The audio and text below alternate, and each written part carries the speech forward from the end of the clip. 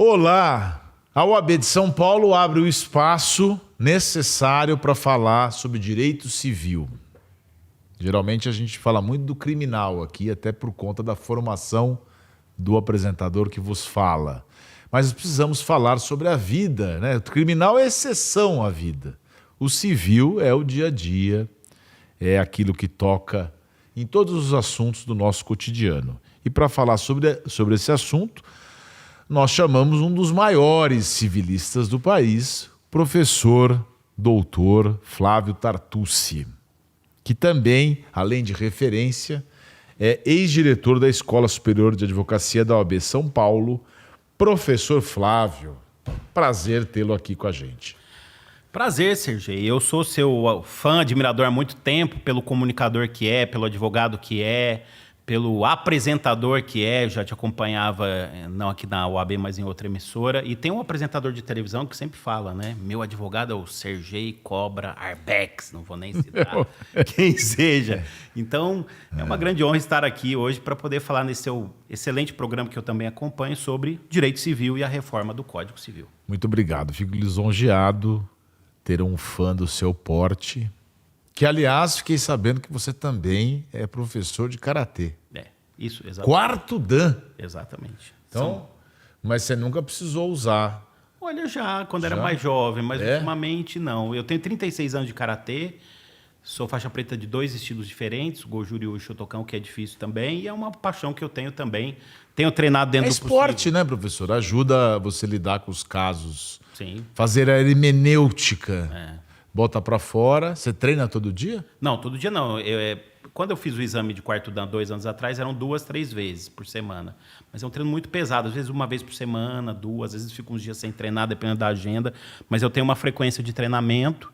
E além de ser um esporte, uma luta, tem uma filosofia. Ajuda na construção do pensamento e no controle para lidar com os casos da advocacia? Ajuda? Disciplina. Olha, uma das máximas do karatê, do Dojokun, é uma máxima jurídica: fidelidade para com o verdadeiro caminho da razão. Profundo isso. Então, é um guia para mim, sempre foi. É mais profundo até que o Código Civil, né? Sim. A gente que é criminalista, a gente sempre tem um pouco assim de... Até acho que a palavra até é receio mesmo, porque são profundezas. Sim. São mais detalhes. Mas até o processualista civil, não no seu caso, que é um professor, tem que entender de tudo, praticamente de tudo. Sim. Né? Mas até mesmo no ramo do direito tem muitos especialistas em determinadas áreas do civil. Não é que sabe tudo, né? Sim, e sabe, Sergio, o que me ajudou muito foi ter dado aula há muitos anos em curso preparatório para concurso público de alto nível. Magistratura, MP, eu fui professor há mais de 20 anos. Então, eu acabei, por conta disso e por ser muito demandado e exigido, acabei jogando todos os ramos do direito civil. Parte geral, obrigações, contratos, responsabilidade civil, coisas, família e sucessões. Me ajudou muito. Então, eu devo muito a isso, a ter lecionado. Faz uns 3 anos que eu parei de lecionar, mas sobretudo para concurso da magistratura e Ministério Público. Então, me ajudou muito a poder lidar com todo o direito civil. Você formou muitos juízes, então? Você formou, pelo menos, para o concurso, né? Sim, e desembargadores já. Né? Desembargadores também, já tenho ex-alunos que são juízes, desembargadores, promotores de justiça. Eu comecei em 2000, então são 25 anos já, quando eu comecei a lecionar para concurso público. Eu estava conversando outro dia com o Nelson Neri. É meio que teu concorrente na tua área, mais ou menos. Não, o Nelson Neri, para mim, eu tenho para ele é o ícone, é o lugar onde eu quero chegar. Eu acho ele e a professora Rosa Neri o top do top do top. Não, mas ele até estava falando que às vezes ele vai despachar e o juiz foi aluno dele, né? É mais fácil, porque assim... Ele te olha com um olhar um pouco mais assim, poxa, foi meu professor, vou definir essa liminar aí, não? Não, pelo contrário. Pelo contrário, ele acho que ele vê até com mais rigor a tua peça. Exatamente. Quando também é muito comum, que é mais comum para mim, eu ir despachar, sobretudo em segunda instância, e não falar nada do caso, ficar contando, lembrando história. Porque é pior. Eu levo lá, ô, excelência, tudo bem? Quanto tempo eu não veio? Você viu fulano de tal, professor tal, e não fala do assunto. Ih, excelência, isso eu depois vejo. Mas a boa sustentação oral é assim. Você fala de 10 minutos, você fala 8 sobre outras coisas. Sim, não, exatamente. Eu acho que sempre bom. Eu acho que não prejudica. Não, isso no despacho, né? No despacho. No despacho é comum falar de outros assuntos. Falar, lembra disso? Muitos colegas professores com quem eu trabalhei também. Então, o mais comum é a pessoa mudar de assunto. Mas tudo bem. E livros publicados? Você tem muitos? Olha, são mais de 50. Nossa Senhora. Mais de 50. Eu tenho livros, eu tenho uma coleção completa de Direito Civil, em 6 volumes, que já está na 21ª edição. Ela sai todo ano. Eu tenho um manual de Direito Civil, volume único, que sai todo ano. Manual de Consumidor, Responsabilidade Civil, Código Comentado. Tenho livros monográficos, tenho livros coletivos, né? Livros, eu tenho uma série que eu gosto muito, que eu, antes até da ideia do projeto de reforma com o ministro Luiz Felipe Salomão, que é uma obra que se chama Diálogos entre a Doutrina e a Jurisprudência. Então, sempre um julgador e um doutrinador advogado, escrevendo sobre temas comuns. Nós temos 3 volumes, devemos lançar em breve o 4º volume sobre contratos. Tá. Então, são muitos, são mais de 50 livros. Vamos entrar um pouquinho no assunto do direito civil, senão a gente vai ficar parecendo teus ex-alunos quando vão recebê-lo para despachar. A gente está diante de uma proposta de reforma. Isso. Né, do Código Civil. Ela é esperada? Conta um pouco qual a expectativa, a sua expectativa como professor. Você faz parte dessa elaboração? Fala um pouquinho. O Código Civil, na verdade, de 2002, ele não é de 2002. O projeto é de 1970. Inclusive, lá no Palácio Boa Vista, em Campos do Jordão, tem uma placa do dia da entrega, dezembro de 1970. Então, o código, como já afirmavam doutrinadores quando o código entrou em vigor, eu destaco 2 doutrinadores, Gustavo Tepedino e o hoje ministro Luiz Edson Fachin, grande civilista, né, dizendo que o código já havia nascido velho. E essa ideia de reforma ela surgiu, na verdade, inicialmente em 2018. Porque, para nós, o direito civil, o evento mais importante se chama Jornada de Direito Civil, que foi criada pelo ministro Rui Rosado. É um evento de aprovação de enunciados doutrinários, que ocorre em Brasília. Já estamos indo para a 10ª edição. E na 8ª edição, que foi 2018, surgiu essa ideia de reforma sob a liderança dos ministros do STJ. Só não seguiu porque nós tivemos a pandemia. Então, termina a pandemia. Quando a gente volta em 2022, que foi ali que começou mesmo, em maio de 2022, na 9ª jornada, já havia toda uma movimentação dos ministros, e aí sob a liderança do ministro Luiz Felipe Salomão, de se fazer essa reforma do Código Civil. E essa reforma, ou esses momentos atuais em que está sendo tudo discutido, você falou que nasceu velho de 22. E esse vai nascer novo? É a nossa expectativa, porque esse não é um novo código, é uma reforma. O código hoje ele não resolve vários dos nossos problemas. Direito digital, por exemplo, não tem uma linha sobre direito digital, sobre contratos digitais, nós temos sobre assembleias digitais. Mas não tem por quê? Porque não deu tempo de fazer? Porque era 1970, não existia tecnologia, né? Se você pegar o capítulo de formação do contrato entre pessoas distantes, ausentes, é regra de contrato formado por carta. Eu pego, mando a carta, você lê, espera. Isso não tem segurança jurídica nesse tema. Nenhuma segurança jurídica. Patrimônio digital, herança digital, contratos digitais, novas tecnologias notariais, por exemplo, e-notariado, né?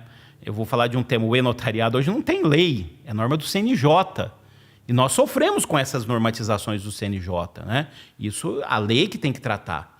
Foi feito por norma do CNJ, porque no meio da pandemia a gente precisava fazer os atos digitais. Professor, quais são as mudanças concretas nessa reforma que realmente, digamos assim, serão úteis para nós? Excelente, muito bem. Então, vejam só, além do livro de Direito Civil Digital, que eu acho que essa é a grande novidade, né? Nós temos uma teoria geral do direito digital nesse livro. Isso, aliás, foi um pedido das lideranças do Congresso e também das lideranças da reforma, sobretudo o ministro Luiz Felipe Salomão. Nós temos um tratamento sobre digital nos livros respectivos. Então, como já disse aqui, herança digital, patrimônio digital, contratos digitais e assim sucessivamente. E nós estamos colocando no texto, e aí, por isso, uma reforma, aquilo que foi aplicado pela jurisprudência, sobretudo os tribunais superiores, Supremo e STJ, principalmente a STJ, nos últimos 20 anos. E, doutrinariamente, o que é consolidado nas jornadas de direito civil. Né? Muitas pessoas falam, isso é um novo código porque vocês mexeram em muitos artigos. Mas não, é uma atualização. Se a gente pegar, por exemplo, a parte de direito de família, fala cônjuge, cônjuge, cônjuge, casamento, casamento, casamento, porque não havia união estável. Depois eles fizeram algumas mudanças na última hora. Então a gente coloca cônjuge ou convivente, casamento ou união estável, o que o Código de Processo Civil já fez. Então, em resumo, eu destaco novas tecnologias, tratamentos consolidados da jurisprudência e, sobretudo, 2 livros, Família e Sucessões. Acho que aí a gente teve mudança substancial. A palavra cônjuge continua. Continua, não claro. Cônjuge. Não, cônjuge. Cônjuge, eu gosto de falar completo. Cônjuge. Eu lembrei do outro que errou. E convivente. Não é uma palavra melhor que cônjuge? Cônjuge é uma palavra meio... Né? Podia arrumar um... Sabe que até a gente usava muito no direito... Companheiro companheiro, é o que eu ia Mas dizer. companheiro tem um viés político. Por isso que ficou convivente, que é mais neutro também. Então, como eu fui professor do professor Vilaça na USP, né? Ele sempre falava, o certo é convivente. Mas eu sempre gostei de companheiro, companheira. Mas acabou ficando convivente. Mas eu acho que tá bom. Melhor tecnicamente. Esse negócio de patrimônio digital também é super falado hoje. A herança que você deixa, né? Porque vale dinheiro, uma conta no Instagram. E aí, se a pessoa falece... Olha só, até algo que eu acho um absurdo, mas não tem como julgar diferente. Aqueles pontos que nós vamos adquirindo em vida. Vou pegar a companhia aérea, né? Temos lá Black Signature, aquelas pontuações altas. Não tem nada na lei. Nada. E esse é um patrimônio digital puramente patrimonial. Qual que deve ser a regra? Você morre, o patrimônio se transmite. Só que como a gente não tem nada, como o STJ julga isso hoje? Julga que como esses pontos foram personalizados em vida, certo. Morreu, você não transfere. Morre com você. Deve ter uma cláusulazinha lá do contrato desses cartões de crédito, fazer, se você morrer, você não pode passar para ninguém. Não tem. Eu acho que o julgamento do STJ é que, como você adquire em vida pelas escolhas que você faz, eles são personalíssimos lá, intuito persone, lembra lá do direito romano? E morrem com você. Então, olha que interessante. Eu sou citado nesse acórdão do STJ e eu concordo com ele para o sistema atual. Eu acho que está certo, mas a gente precisa mudar isso do ponto de vista legislativo imediatamente. Não me parece tão justo assim também. Eu também acho que não é. Porque, afinal de contas, a pessoa passa o tempo inteiro viajando, acumulando milhas. Você está querendo dizer milhas, né? Isso. Aí, se o avião cai, ele não tem direito a passar as milhas que ele... Pois é. Pelo amor de Deus, né? Mas porque são personalíssimos, então.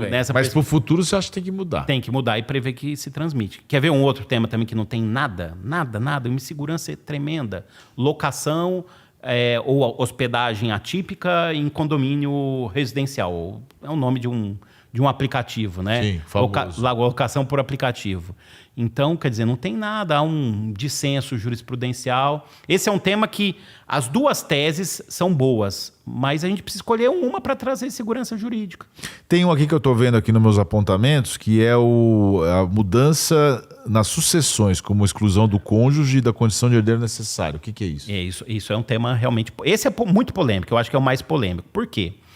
O Código de 2002, ele é muito confuso na parte sucessória, muito confuso. Se você pegar os artigos principais, 1829, 1830, 1831, 1832, se eu fosse explicar aqui, geralmente eu tenho uma palestra de 1h30 para explicar, é uma baita de uma confusão. Muito, muito confuso. Sobretudo porque o cônjuge é herdeiro necessário, né? Então, o cônjuge, em poucas palavras, morreu um dos consortes. O outro cônjuge ou convivente, porque o Supremo declarou inconstitucional um artigo que tratava da sucessão do convivente e mandou incluir como se cônjuge fosse, né? O cônjuge, ele concorre, o convivente, com os herdeiros necessários demais, então com os filhos. Então, eu morri, eu tenho minha esposa e meus filhos. A minha esposa vai concorrer com os meus filhos. Isso é muito confuso. E se a minha esposa não for mãe dos meus filhos... O inventário não termina, porque é uma guerra. Os inventários hoje não terminam. Eu conheço famílias que têm inventários há 20 anos. Pois é. No Código 16 era mais simples. O que a gente fez? Aliás, tem uma dúvida que ninguém sabe. O cônjuge é herdeiro necessário, tem aquela reserva dos 50%. O convivente não se sabe. Porque o Supremo declarou o artigo inconstitucional, mas não falou se o convivente é herdeiro necessário ou não. Então, a baita de uma insegurança, um sistema que não funciona. Então, o que a gente faz? A gente volta, em parte, ao sistema do Código 16, mas para que a viúva, sobretudo a viúva, não fique desamparada, a gente amplia a participação de bens em vida, pelo regime adotado, sobretudo na comunhão parcial, e cria um usufruto para aquelas pessoas que estão em situação de vulnerabilidade. Quer dizer, a gente substitui a sucessão pela atribuição de bens em vida, a gente acha que simplifica. Agora, é um tema polêmico. O Congresso, eventualmente, pode adotar uma outra solução ou achar que está tudo bem. Eu não acho que está bem. Ninguém na comissão de juristas, que foi nomeado no Senado, entendeu que estava bem, né? Então, até voltando a uma pergunta que você me fez, na comissão de juristas, eu tive a honra de ter sido relator, junto com a professora Rosa Neri, né? E, aliás, a primeira audiência pública que a gente teve foi aqui nesse prédio, foi aqui na OAB São Paulo. Ah, que bacana. Falando em nesse prédio, nós temos que fazer um pequeno intervalo e já voltamos com o nosso professor Flávio Tartucci aqui no Pontos e Vistas. Até já. Olá, advocacia! Sou Daniela Libório, a nova diretora da ESA, Escola Superior da Advocacia da OAB-SP. Estamos perto da Avenida Paulista e aqui temos instalações para cursos, reuniões, aulas e também para gravações. Nós já atingimos centenas de milhares de alunos com capacitação e com atualização da advocacia na prática. E você, já fez um curso na ESA? Que tal usar a sua anuidade de volta? Vem fazer um curso com a gente.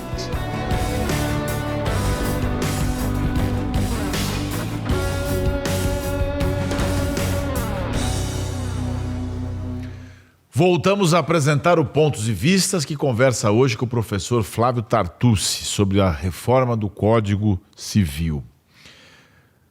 Civil, sociedade civil, participação da sociedade civil. Como é que foi esse chamado da sociedade civil?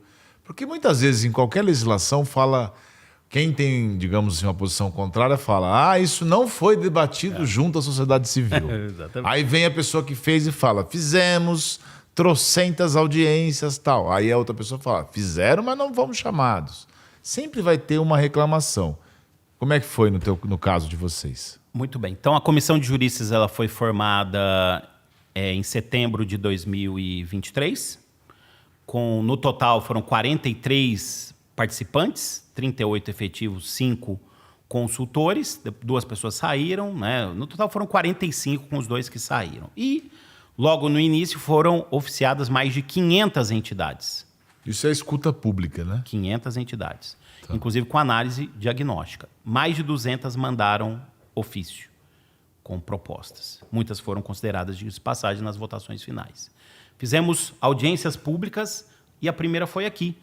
Na OAB. Isso. E olha que interessante, aqui na primeira audiência, nós ouvimos professores locais, ouvimos, por exemplo, o professor Venosa, o desembargador Loureiro, que hoje é o Corregedor-Geral de Justiça. E aqui nós tivemos 3 participações da nossa conselheira Ana Cláudia Scalchetti, do conselheiro Maurício Bonazar e do Vicente Ataíde Júnior, juiz federal que veio até aqui. Eles fizeram propostas tão boas que eles foram incorporados à comissão como consultores. Aí fizemos a primeira OAB São Paulo, depois foi TJ do Rio Grande do Sul, região sul, TJ da Bahia para o Norte e Nordeste, e depois fizemos uma no Senado, mais uma no Senado, ouvindo os especialistas da Argentina, né? Lorenzetti, ministro Lorenzetti e a professora Aida de Carlucci, que participaram da elaboração do código lá da Argentina. Então, esses 4 eventos oficiais. E fizemos vários outros eventos. Temos feito eventos. Inclusive, fizemos um aqui recentemente, da nossa Comissão de Direito Civil, com o lançamento da obra do Senado, que nós elaboramos para orientar os parlamentares. Então, tivemos análise diagnóstica, várias análises diagnósticas, ofícios, e os trabalhos foram feitos em subgrupos, 9 subgrupos, com propostas amplamente recebidas. Professores também participaram dessas reuniões que as subcomissões fizeram, né?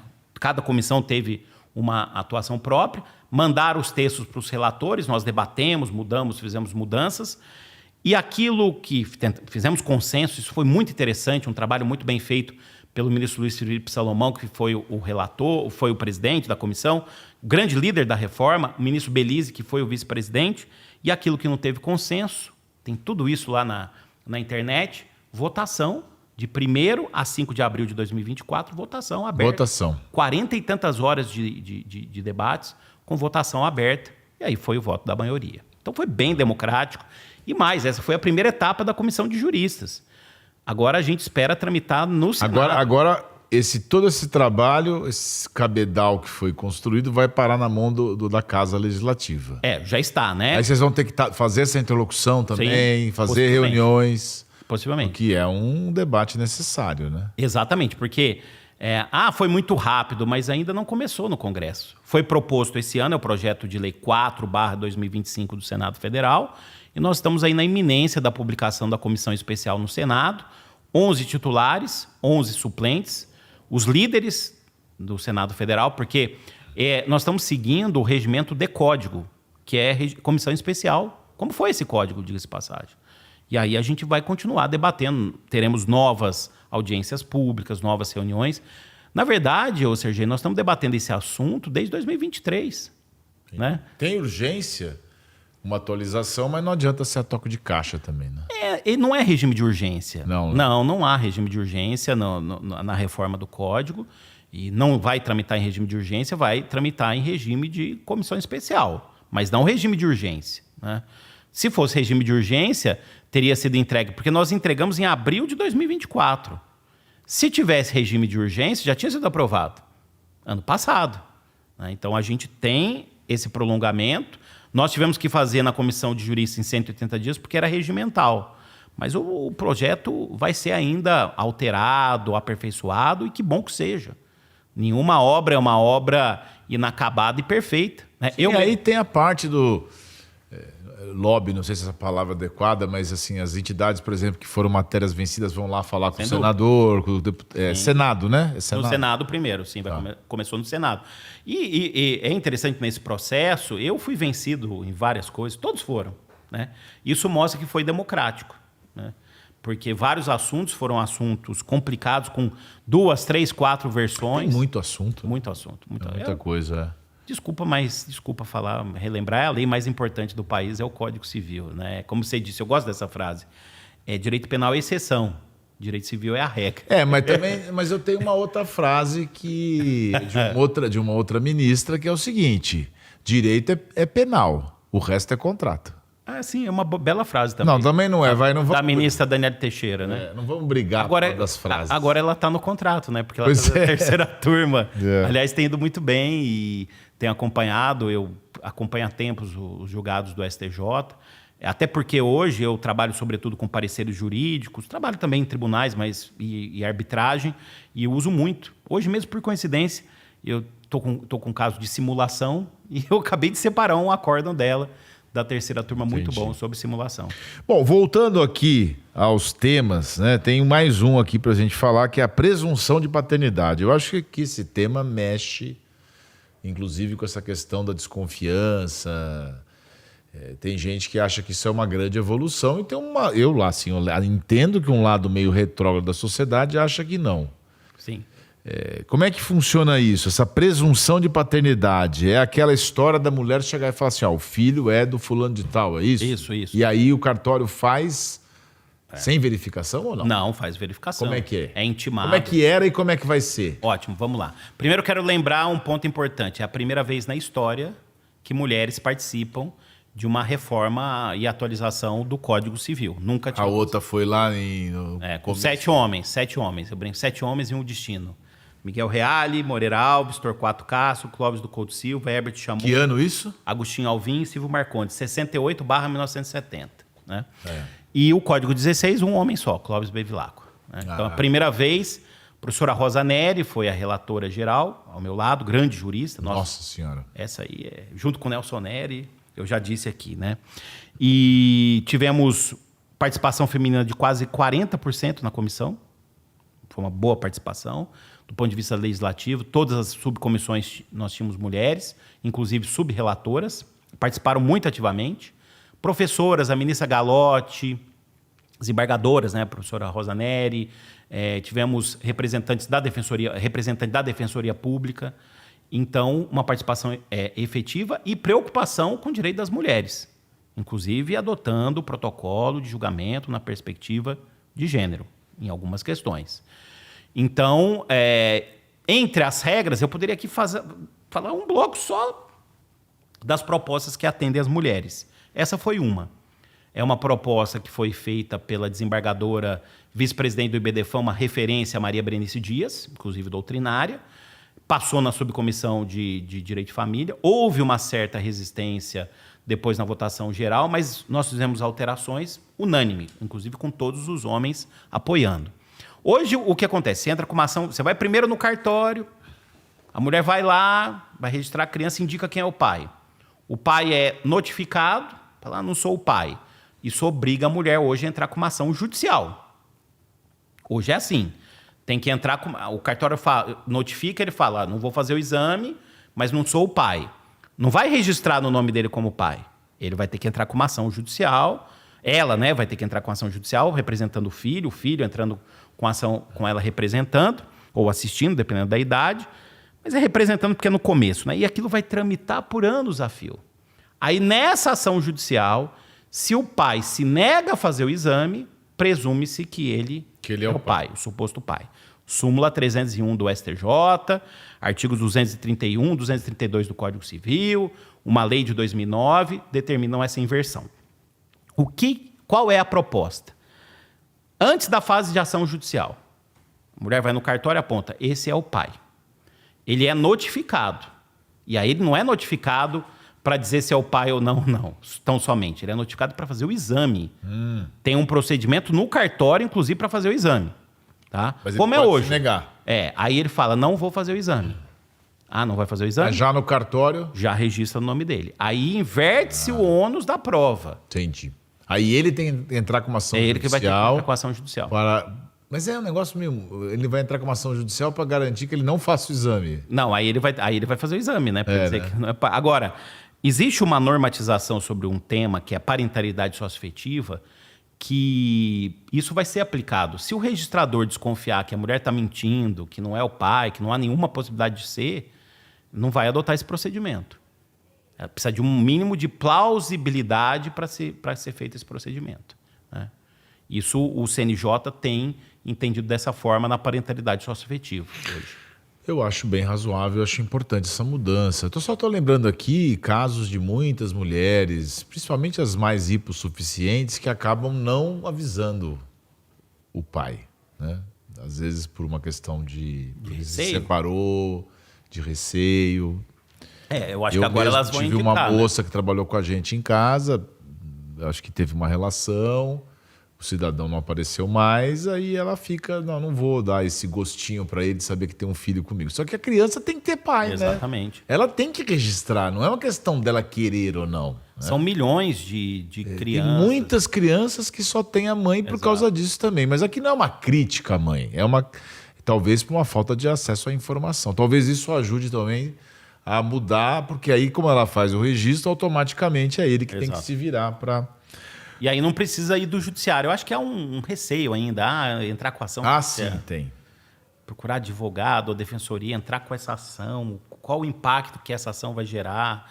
Então, essa é uma proposta que ganhou um apoio muito forte lá na Comissão de Juristas e, como eu disse, os homens todos apoiaram depois do contexto final sem ressalvas. Sim, claro. É uma questão de responsabilidade da paternidade. O que não quer dizer que você ficar casado e ter uma convivência de família. Agora, vamos ver como o Congresso Nacional vai analisar essas propostas. Porque, Sergio, é o seguinte, eu tenho dito muito isso em palestra. Nós formamos uma comissão de juristas. Nós mandamos as propostas daquilo que a gente entendeu que é majoritário na doutrina e na jurisprudência brasileira. Agora é uma questão política. Aí entra a questão moral, religiosa. E aí, aquilo que não foi incluído, depois a doutrina tem o espaço de criticar, né? E o jogo continua. Reserva-me para as críticas. Exatamente. Até porque aí, se não der certo, não foi culpa de vocês. Exato. Né? Outra coisa que tem como mudança são contratos, nos contratos, a mudança, alguma coisa para tirar a burocracia. Isso. O que vocês fizeram para melhorar? Olha, a gente... Além da parte digital. Além da parte digital e da parte dos cartórios, né, que a gente leva várias questões para o âmbito notarial, inclusive extrajudicial. O que a gente fez, hoje o Código Civil é muito intervencionista em matéria de contratos. É muito intervencionista. E a Lei da Liberdade Econômica trouxe uma diferenciação para os grandes contratos. Então, o que a gente faz? Para os grandes contratos, então, contratos empresariais, a gente cria regra para valorizar aquilo que foi assinado. Pacta sunt servanda. Os contratos fazem lei entre as partes. Inclusive, a gente coloca um artigo sobre princípios do direito empresarial. Esse é um princípio do direito empresarial e dos contratos empresariais. Então, a gente tira a intervenção. E a gente aumenta a liberdade naqueles contratos paritários, simétricos, como fez a Lei da Liberdade Econômica. Nesse sentido, aquilo que foi pactuado ganha uma força, é valorizado. E eu gosto muito de falar também da parte do penhor rural. A gente destrava o penhor rural. Então, penhor de coisa futura, penhor de generalidade. Eu nem sei o que é penhor rural. Penhor rural, sendo bem sintético, eu quero pegar um financiamento para a minha atividade agrária. Então, eu dou o meu gado em penhor, eu dou minha máquina em penhor, em garantia, e pego o dinheiro. Hoje isso é muito travado. Então, eu tenho um rebanho. Eu vou pegar lá um financiamento para a minha atividade. Aí eu dou o meu rebanho em garantia. Eu tenho que descrever animal por animal. E hoje, com a reforma... Aí você só descreve o grupo de animais. Tá. Então você facilita essa concessão do crédito. Isso, na verdade, já foi feito na Lei das Garantias para hipoteca e para alienação fiduciária em garantia. A gente está fazendo isso no penhor, né, para melhorar o agronegócio no Brasil. Essa parte é muito boa, na minha opinião. Como você bem disse, como palestrante, você precisaria de bem mais tempo aqui para esmiuçar. Mas, olha, professor Flávio, foi uma alegria para a gente poder discutir os pontos. Eu acho que a gente conseguiu aprofundar pelo menos alguns pontos e entender, digamos assim, o espírito da transformação. Né? O pessoal fala que o espírito da lei não é a tradução que o juiz deve fazer da legalidade. E aí é uma discussão acadêmica também, mas eu acho que para a formação da lei, sim. Né? Eu acho que você tem que trazer todo esse conteúdo. E nós aqui, do Pontos e Vistas e da OAB como um todo, somos colegas, você conselheiro federal, eu estadual.